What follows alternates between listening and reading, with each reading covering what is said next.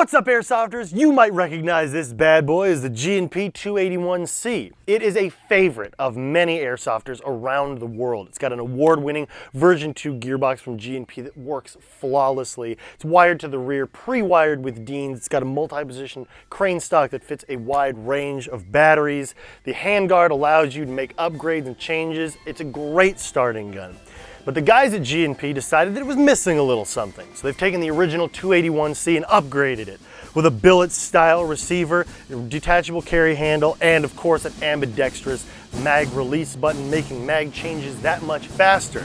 And of course, a little bit of America. That's right, Airsofters. In addition to having one of the highest performing airsoft guns right out of the box, you now have flying eagles soaring overhead as you murk your enemies on the airsoft battlefield, all while supporting the American flag.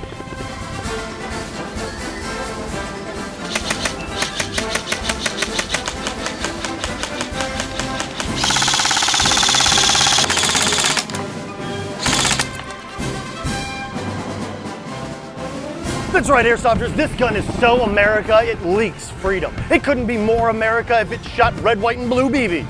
Head onto the airsoft field and into battle as a mixture between Jason Bourne and Ethan Hunt.